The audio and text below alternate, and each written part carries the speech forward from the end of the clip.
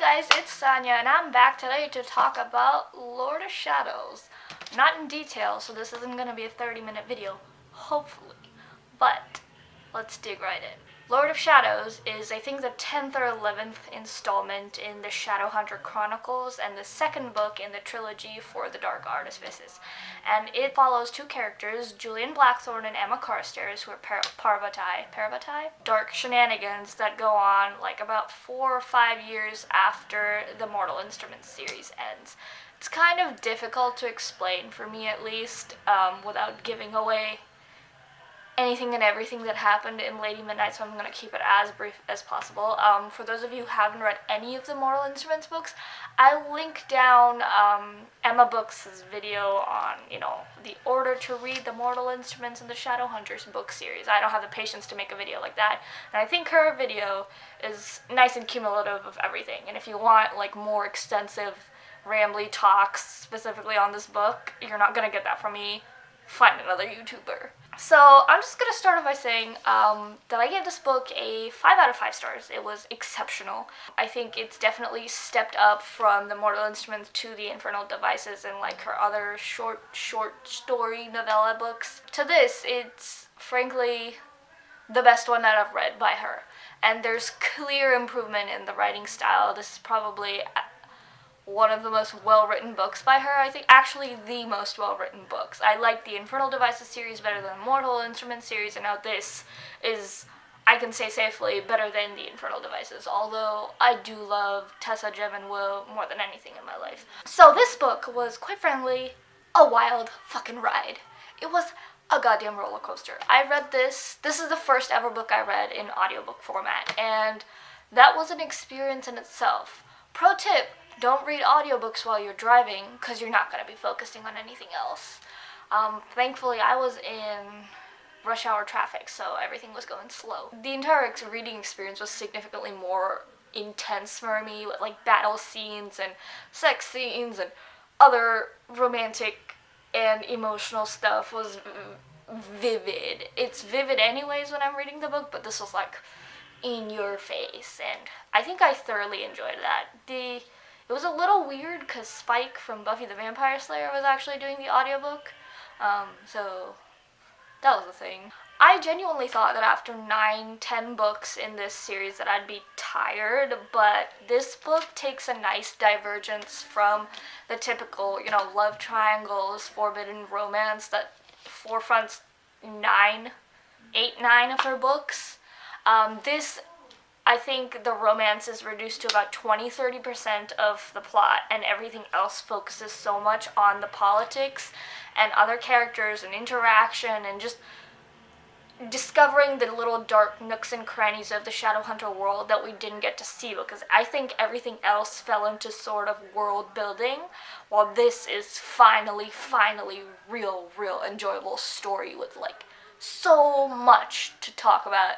I genuinely appreciated how much this focused on politics, especially with the unlikely yet expected parallels between today's political climate and what's going on in the Shadowhunter world. And also, you can draw clear parallels to the first Shadowhunter war, to the way World War I happened, and then the Seelies getting blamed for everything being the way all of the World War I Alliance members blamed Germany for the entirety of World War I. It's very clearly paralleling these major political events that happened in the real world with the way the Shadowhunter world is operating, and history genuinely repeats itself, and that is so evident in this book. I also loved the amount of diversity that this book included. Not just main characters being diverse in the way their sexual and gender orientations were, but also in race, and not even just the main characters. The side characters were so well created. Everyone had a full fleshed out, I think, backstory that I would love to go into, even though we didn't really look into that much. That was very well done, and I think it's really important to include, really important to include background diversity and not just foreground diversity. There needs to be that proper balance between main characters being diverse and then everyone in the background being white and just background characters being diverse and like your main cast being white. This book does the best job of balancing that to model, true the way real society exists in diverse experiences, hidden and overt. It really was exceptional to see how much Cassie Clare tried to be realistic with this, and I appreciated that so much. I think that's what made this book really, really enjoyable to read. Anything in the Shadowhunter world, honestly, is now ride or die for me. It's not like I'm going to stop reading them. I thought I was after the Infernal Devices. I really thought I was not going to read anything, but it's addicting, and I can't really help it. And so I'm just going to enjoy it thoroughly. I'm not going to sit there and wail about it being pop literature and whatnot, because it's fun. And reading is supposed to be fun. I'm just going to enjoy it. Okay, well, that's all I have to say for the non-spoilery part. If you want to stay for more spoilers, it's not going to be all that much. Just a couple of details that I wanted to talk about. If you want to stay, do stay. If you want to finish the book and then come back, go do that. Okay. On to the spoiler section. I just really wanted to touch on 2 or 3 very key things. One of them being Diana's story. I appreciated the fact that Cassie included a trans character in here. Diana is a transgender woman, and I really, really thoroughly enjoyed that. In terms of inclusion and diversity, the way her character was revealed to be transgender, I thought was done a little tastelessly. I'm a cisgender woman, so I can't really speak for this, but using Diana's plot to be kind of like a shock value, aha moment, and plot twist was, I think, a rather insensitive way to use someone's real life as a pat on the back for diversity. That's not how LGBTQ IAP plus diversity or even racial diversity needs to be included. It was, I thought, done a little tastelessly. I really appreciated the fact that Diana, it wasn't dropped in with hints of like insensitive descriptions about her physique or other things like that. I appreciated that Diana was Diana, but I don't like the fact that her story was this huge, fiasco. It was a private moment between her and Gwyn, of course, and I liked that Gwyn was like, well, cool. And I think that's how most people should be reacting, is awesome, moving on with our life. But, as a reader, I thought that, like, using Diana's identity as some kind of shock value plot point was not nice, but honestly, it is what it is. At least there was some kind of diversity, and I hope that moving forward, things like this won't be done. There's clear evidence in the past books that Cassie Clare has made active, efforts to include, to diversify, to learn from what her fans are saying, and I appreciate that, and I trust that this won't be the case again, that if there's diversity included in experience, in lifestyle, that it's going to be done in a more tasteful manner and not used as shock value, but I guess it's a learning experience, and that's all I have on that. Another thing I really, really appreciated is, like, the abundance of diverse sexualities. Mark is, I think, openly bisexual in the last book, but clearly there's evidence in this book that Mark is probably also polyamorous, which, yes, polyamorous does not mean threesomes and cheating on people. It is an actual identity, and thank you for showing that in a positive light. Kieran is probably also polyamorous. Kieran's just Kieran, honestly. Julian, this, I think, needs to be mentioned. There's probably people out there vying for the fact that Julian is heterosexual.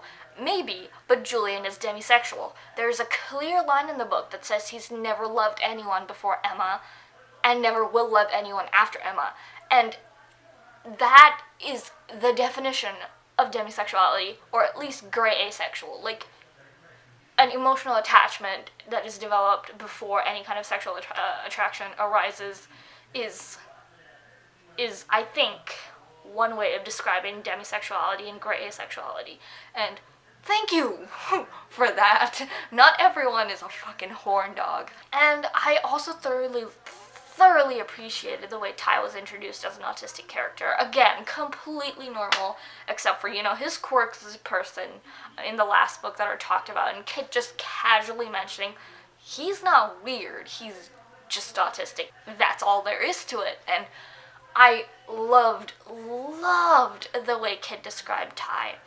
It was so understanding and so compassionate and so nice to see someone who understood what Tai was doing, why he was doing, and helping him. That was so compassionate and so lovely to see.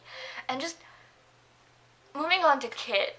Kit being straight up gay for everyone in the Shadowhunter world.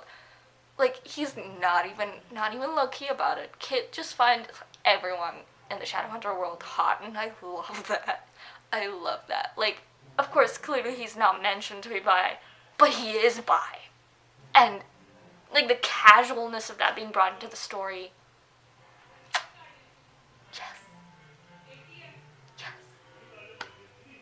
Thank you. Also, Kit and Tai, 5 ever.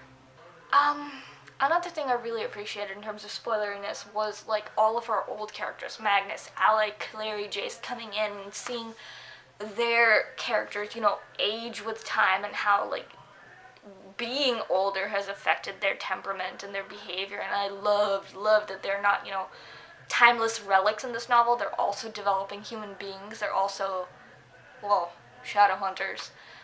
That was really nice to see that, you know, stories don't stagnate, they progress as well in this world, and it just makes this Shadowhunter reading experience so much more real. Thank you, Cassie Clare, for making that. A couple of things that I need to mention. What is up with Clary? Do not kill her. I refuse. She is our OG. Do not kill her. Cassie, I implore you to not kill her. Please. Don't do it. I will cry. I will die. This whole series will be cancelled if you kill her. Okay, don't do it.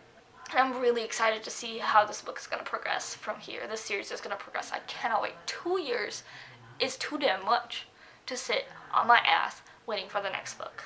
But I will do it because I have about 30 books to read on my TBR list. So, with that, I conclude this review for The Lord of Shadows. It's longer than I expected it to be, but that's that. Like, comment, subscribe, share, and do what you will. See you in my next video.